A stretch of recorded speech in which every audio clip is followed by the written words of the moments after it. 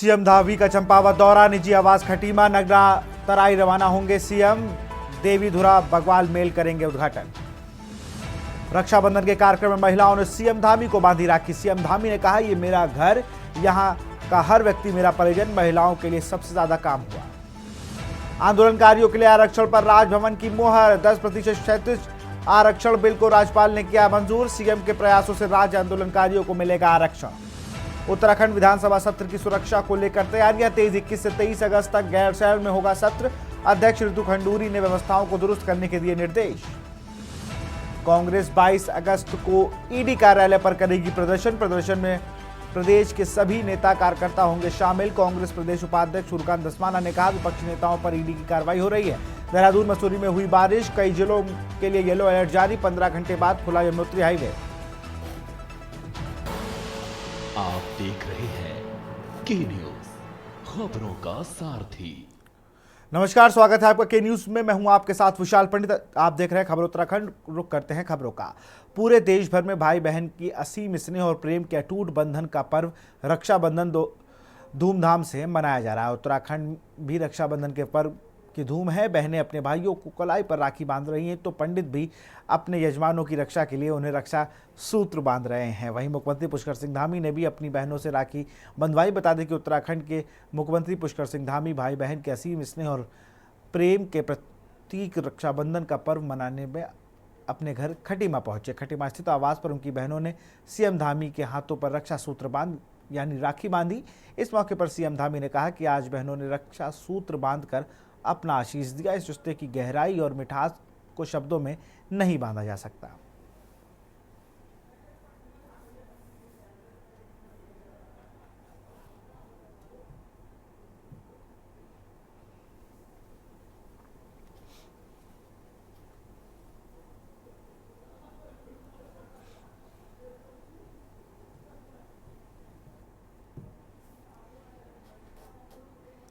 उत्तराखंड राज्य आंदोलन के चिन्हित आंदोलनकारियों और उनके आश्रितों को सरकार सेवाओं में 10% आरक्षण के विधेयक को राजभवन ने मंजूरी दे दी है। विधानसभा में पारित होने के बाद यह विधेयक फरवरी से राजभवन में विचाराधीन था। वहीं मुख्यमंत्री पुष्कर सिंह धामी ने कहा कि राज्य आंदोलनकारियों के संघर्ष और बलिदान को कभी भुलाया नहीं जा सकता। राज्य सरकार आंदोलनकारियों के सपनों का उत्तराखंड बनाने के लिए प्रतिबद्धता से कार्य कर रही है।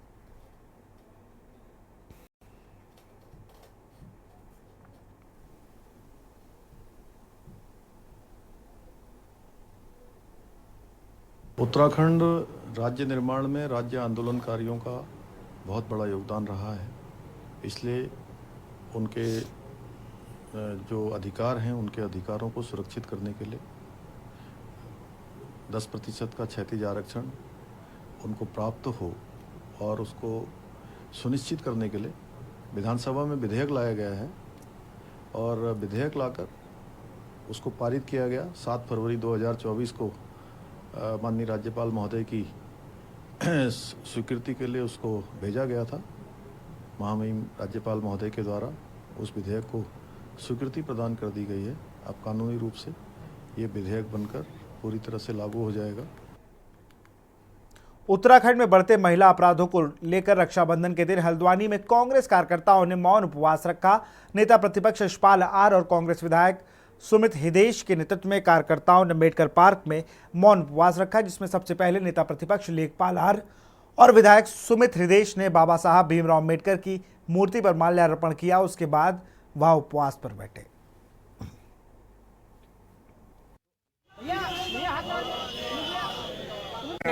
नहीं, देखिए, कहीं ना कहीं भारतीय जनता पार्टी का जो राजनीतिक विषय है कि नफरत जो समाज में फैलाने का वो प्रयास करते हैं, कहीं ना कहीं वो जब जड़ों में जहर डाला जाएगा तो पेड़ किस प्रकार से उगेगा, ये हमें देखने को साफ प्रतीत हो रहा है। हम अभी अगर देहरादून की बात करें, हम वहाँ पे रुद्रपुर की बात करें, चाहे देशव्यापी अगर हम बात करें, कोलकाता में जो हमारी बेटी के साथ हुआ है, घोर विरोध हम इसका करते हैं। और वाकई में जो लोग संलिप्त हैं, जो गुनहगार हैं, सख्त से सजा की हम मांग रखते हैं। साथ ही साथ ये गूंगी बहरी सोई हुई सरकार, इसको जगाने का आज प्रयास उपवास के साथ करेंगे। सदन में जब विषय मिलेगा, अवश्य कानून व्यवस्था पे पुरजोर तरीके से 20 के 20 हमारे विधायक गरजेंगे। भाजपा के राज में आज हमारी बहन बेटियां सुरक्षित नहीं है और भाजपा ने देवभूमि को कलंकित करने का काम किया है। लगातार पिछले 2 वर्ष में जनपदों के आप आंकड़े देखिए, बलात्कार, गैंग रेप, हत्याएं और डकैती, चोरी ये आम घटना हो गई है। खबर सितारगंज से है। सितारगंज एकल परिवार द्वारा आयोजित रक्षाबंधन कार्यक्रम का शुभारंभ श्री राम लीला परिसर में रक्षा सूत्र से शुरू हुआ। एकल परिवार की पूजा राणा व सुलोचना रावत के नेतृत्व में एकल की गई बहनों की वरिष्ठ समाज सेवी व विभिन्न संस्थाओं के माध्यम से समाज में कार्य करने वाले महेश मित्तल, संभाग सचिव लाल सिंह दायमा, प्राथमिक शिक्षा प्रभारी संतोष मिश्रा, अध्यक्ष जगवीर चौधरी, शीतल सिंघल, सतीश उपाध्याय और विनय गुप्ता, देवेश कुमार भुवन गणकोती भाइयों की कलाई पर रक्षा सूत्र बांधकर समाज हित में श्रेष्ठ कार्य करने का वचन लिया।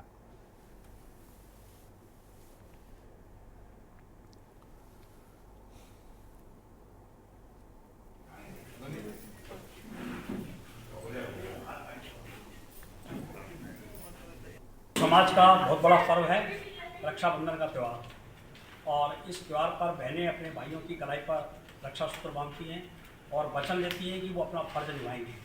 और आज एकल परिवार की बहनों ने हम सब भाइयों को राखी बांधी है और हम सब भाई इस पवित्र मौके पर ये वचन देते हैं कि हम देश हित में, राष्ट्र हित में और समाज के हित में अपना उच्च स्तर पर कार्य करते रहेंगे। और कहीं भी समाज के अंदर किसी भी गरीब तबके को कोई आवश्यकता होगी तो आज इस पवित्र बंधन पर हम सभी भाई ये वचन दे रहे हैं कि हम सब उनके कार्य करने में, उनकी सेवार्थ में हमेशा आगे रहेंगे और बहनों की रक्षा के लिए हमेशा आगे खड़े रहेंगे। ये रक्षाबंधन के त्यौहार पर मैं सभी देशवासियों को, प्रदेशवासियों को, एकल परिवार की बहनों को, जिस एकल परिवार के माध्यम से जन जन तक पूरे गांव-गांव में हम लोगों ने विद्यालयों को पहुँचाया है।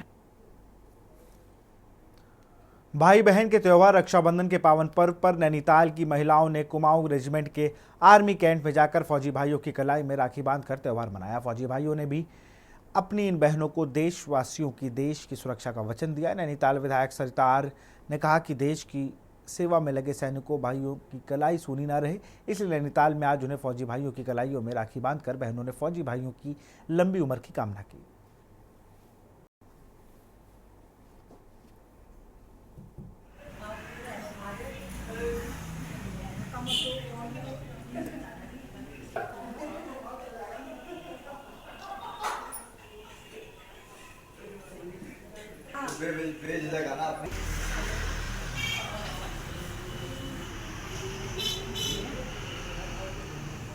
राखी के त्यौहार की बधाई देती हूँ।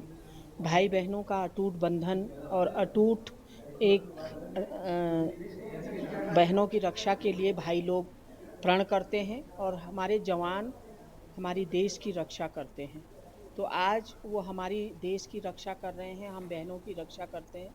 तो उन्हीं की दीर्घ आयु के लिए और उनकी रक्षा के लिए आज हम सभी बहनों ने उनके कलाई पर राखी बांधी है और उनकी दीर्घ आयु की कामना की है।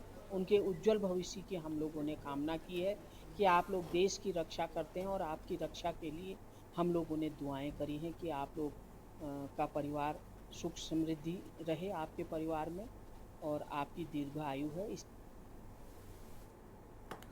खबर लक्सर से है। पूरे देश के साथ लक्सर व आसपास के इलाकों में भी भाई बहन के पवित्र रिश्ते का त्यौहार रक्षाबंधन धूमधाम से मनाया गया। परंपरा के अनुसार निर्धारित समय पर भाइयों ने बहनों के घर पहुंचकर अपनी कलाई पर राखी बंधवाई। बहनों ने भाइयों की लंबी उम्र की कामना की। रक्षाबंधन का त्यौहार सदियों से मनाया जाता आ रहा है। इस बार क्षेत्र में विदेशी राखियों का बहिष्कार किया गया था। स्वदेशी व अपने हाथ से बनाई गई राखियों को तरजीह दी गई थी।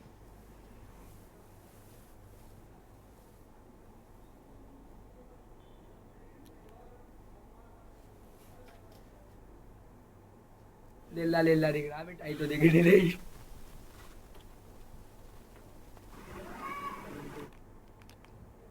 उत्तराखंड राज्य आंदोलनकारियों को 10% आरक्षण विधेयक को राजभवन ने स्वीकृति मिलने पर राज्य आंदोलनकारियों ने इसे रक्षाबंधन का उपहार व पूर्व में किए गए संघर्ष का परिणाम बताया है। राज्य आंदोलनकारी एवं यूकेडी के वरिष्ठ नेता महेंद्र सिंह रावत ने सोमवार को कोटद्वार में मीडिया से बात करते हुए कहा कि सरकार पर जो भरोसा उन्होंने किया था वह सरकार ने पूरा दिखाया है। साथ ही राज्यपाल लेफ्टिनेंट गुरमीत सिंह व मुख्यमंत्री पुष्कर सिंह धामी का भी उन्होंने आभार जताया।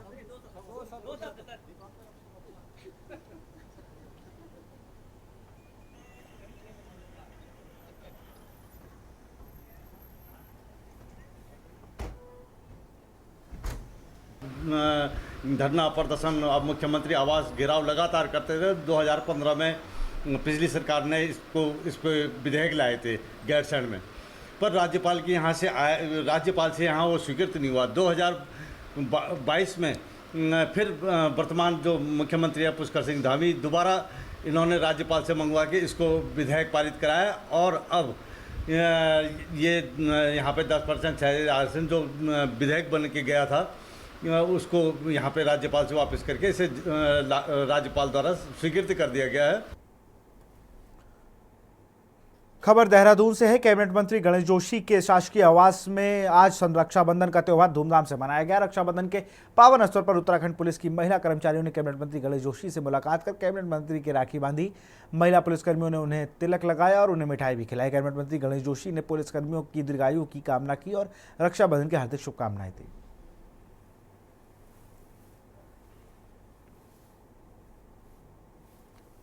मैं पिछले 19 वर्षों से मेरा राखी का त्यौहार बड़े वृहद रूप में मनाते हैं। स्टेडियम में हजारों की संख्या में हमारी करीब 20,000 से अधिक बहनें मुझे राखी बांधती हैं। क्योंकि इस बार मेरे भतीजे का देहांत होने के कारण पर्व को हमने नहीं किया, लेकिन घर में ही जो बहनें आ रही हैं उनसे मैं राखी बनवा रहा हूँ। और हमारी ये फोर्स की बहनें जो कोई चमोली की है, कोई टिहरी की है, अपने घरों से दूर हैं, ये भी उस कार्यक्रम में रहती थी। तो मुझे विचार आया क्यों ना इन बहनों से आज राखी बंधा जाए। और ये बड़े आत्मीयता के साथ ये हमारी जो फोर्स की बहनें जो घर से दूर रहकर अपनी जिम्मेदारी को निभा रही हैं, उन बहनों ने मुझे रक्षा सूत्र बांधा है।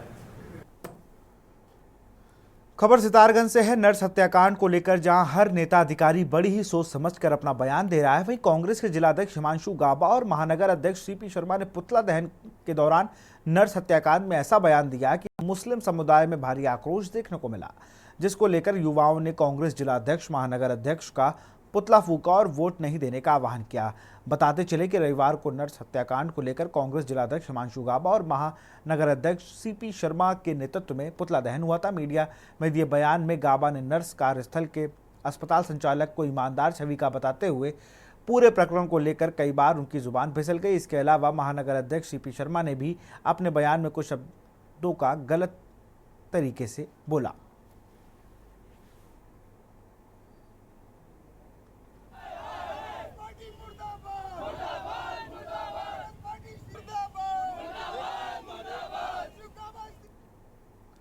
खबर देहरादून से है, जहां कांग्रेस ने केंद्र की मोदी सरकार पर पूंजीपति को संरक्षण दिए जाने और विपक्षी दलों के नेताओं के खिलाफ केंद्रीय जांच एजेंसियों के दुरुपयोग का आरोप लगाते हुए 22 अगस्त को विशाल धरना प्रदर्शन के साथ ही ईडी कार्यालय के घेराव का ऐलान किया है। इसके लिए प्रदेश अध्यक्ष करण मेहरा की ओर से पार्टी के वरिष्ठ नेताओं को जिम्मेदारी सौंपी गई है। हिंडनबर्ग और जो अडानी का मामला आया है, सेबी में जो महा घोटाला सामने आया, उसके खिलाफ कांग्रेस पार्टी पूरे देश में देशव्यापी आंदोलन करेगी और 22 तारीख को उत्तराखंड कांग्रेस कमेटी देहरादून में ईडी कार्यालय का घेराव करेगी। उसमें सारे कांग्रेस के कार्यकर्ताओं को बुलाया गया है। प्रदेश भर के कार्यकर्ता यहाँ जमा होंगे और ईडी कार्यालय का घेराव करेंगे और भारतीय जनता पार्टी की केंद्र सरकार की ईंट से ईंट बजाने का काम करेंगे। भ्रष्ट और निकम्मी सरकार केंद्र में है और प्रधानमंत्री मोदी जी अपने लोगों को संरक्षण दे रहे हैं, पूंजीपतियों को संरक्षण दे रहे हैं। और जो अडानी और सेबी का जो मामला आया है, हिंडनबर्ग की जो रिपोर्ट सामने आई है, उसमें निश्चित रूप से प्रधानमंत्री को बोलना चाहिए और हमारी मांग है कि सरकार इसकी जेपीसी गठन करके उसकी जांच कराए। और यहाँ रुकते एक छोटे से ब्रेक के लिए। आप देख रहे हैं के न्यूज़, खबरों का सारथी। ब्रेक के बाद आपका स्वागत है। विकासनगर पहुंचे पद्मश्री डॉक्टर कादर वली ने क्षेत्र के एक निजी स्कूल के कार्यक्रम में शिरकत की। इस कार्यक्रम में पूर्व राज्यसभा सांसद और आर.के. सिन्हा भी मौजूद रहे। बता दें कि मिलिट्रीमैन के नाम से मशहूर आंध्र प्रदेश के डॉक्टर कादर वली कृषि विज्ञान पर शोध के साथ देश के किसानों को मोटे अनाज उगाने के लिए प्रेरित कर रहे हैं। साथ ही लोगों में भी गेहूं चावल की जगह मोटे अनाज का उपयोग करने के लिए प्रेरित कर रहे हैं।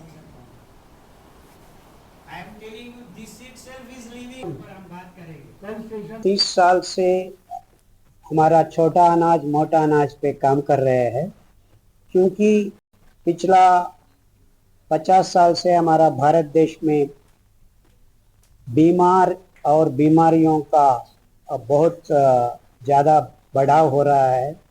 इसका वजह क्या है? हम हमारे रिसर्च में ये पता किया है कि हमारा आजकल खाने का ये गेहूँ चावल चीनी, यही कारण से हमको डायबिटीज़, बीपी, सीकेडी, कैंसर, ये सब बीमारियों का मूल कारण हमारा आहार ही है। तो ये आहार हम नहीं खाना है तो क्या खाए हम?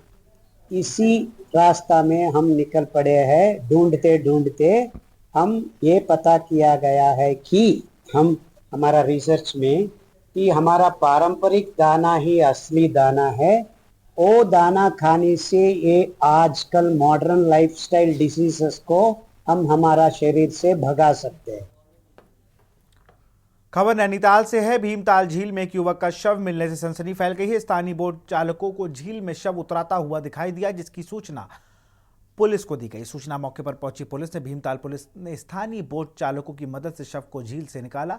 इसके बाद पुलिस द्वारा शव की पड़ताल की गई। मृतक युवक 25 साल के आसपास का बताया जा रहा है। पुलिस द्वारा स्थानीय लोगों से शव की पहचान कराई जा रही है। उसके बाद ही आगे की कार्रवाई की जाएगी।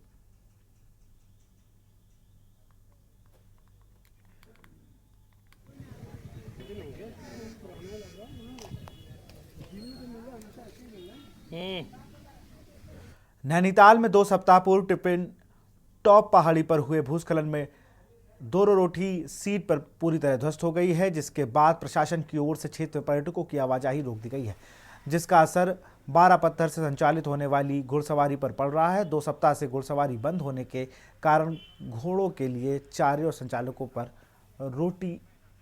रोजी रोटी का संकट गहरा हो गया है।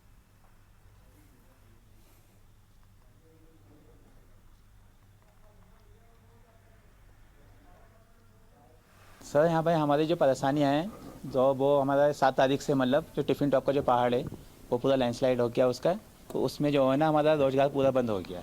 एसडीएम साहब के पास हम लोग गए, अपने यहाँ से शिकायत ले गए, तो उन्होंने कहा यहाँ की रिपोर्ट बनाएंगे, निरीक्षण करेंगे, यहाँ का निरीक्षण करने के बाद हम आपको जवाब देंगे। आए दिन कई बार हम लोग गए वहाँ पर, तो एसडीएम साहब ने कहा मैडम से लेकर डीएम मैडम से डिस्कस करने के बाद आपको हम जवाब देंगे। हम लोग इतना बड़ा संकट में हैं यहाँ पर, हमारा रोजगार पूरा बंद है, जिसमें हम घोड़ों को खिलाते हैं रोज 250-300 रुपये रोज पर डे, लेकिन पूरा रोजगार हमारा यहाँ पर बंद हो रहा है और बहुत बड़ा संकट में हम लोग आए हुए हैं। हमारा कहना ये है, हमारी मांग ये है शासन प्रशासन से वहाँ का पूरा मेंटेनेंस किया जाए बहुत अच्छे से, हमारा रोजगार खोला जाए। खबर विकासनगर में आज उफनती नदी के बीच फंसे 5 लोग व 5 जानवरों का एसडीआरएफ और स्थानीय पुलिस की रेस्क्यू टीम ने अपनी जान की परवाह न करते हुए सफल रेस्क्यू करते हुए उन्हें सुरक्षित स्थान पर पहुंचाया। सुबह करीब 8:30 बजे सहसपुर अंतर्गत पीपरपुर के कुछ ग्रामीणों ने अपने जानवरों के साथ आसान नदी पार कर रहे थे कि तभी अचानक नदी में पानी का जलस्तर बढ़ गया, जिस कारण वह लोग अपने जानवरों के साथ नदी के बीच एक स्थान पर फंस गए। अचानक उफनती नदी का जलस्तर बढ़ता देखकर ग्रामीणों की सांसें थम गई।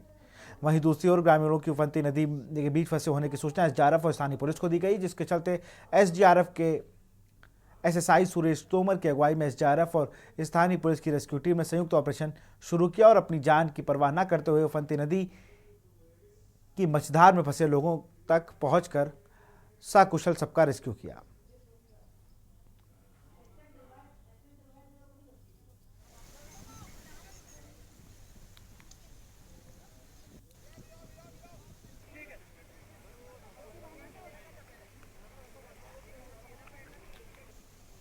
चलो बैठो बैठो बैठो।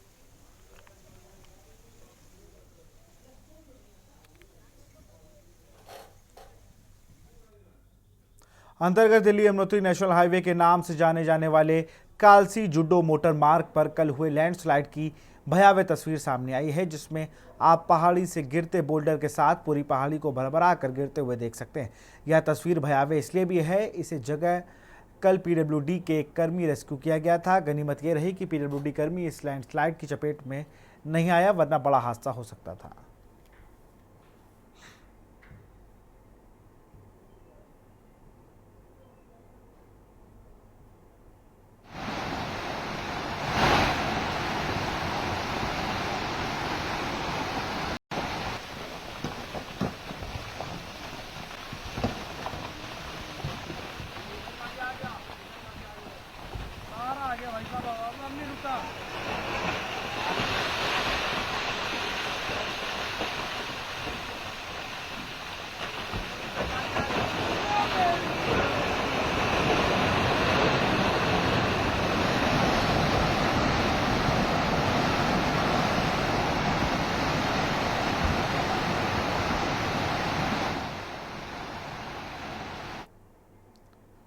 डोईवाला ब्लॉक की मारखम ग्रांड ग्राम पंचायत के बुल्लावाला गांव के किसान मोहम्मद हनीफ, तौकीर हसन, शकील अहमद आदि किसानों की 10 बीघा फसल को टाइगर रिजर्व पार्क के जंगलों से आए हाथियों ने रौंद डाला। वहीं पीड़ित किसानों ने शासन प्रशासन और पार्क प्रशासन से तबाही हुई फसलों का मुआवजा देने की मांग करने के साथ ही जंगल के जानवरों और हाथियों की रोकथाम की मांग की है।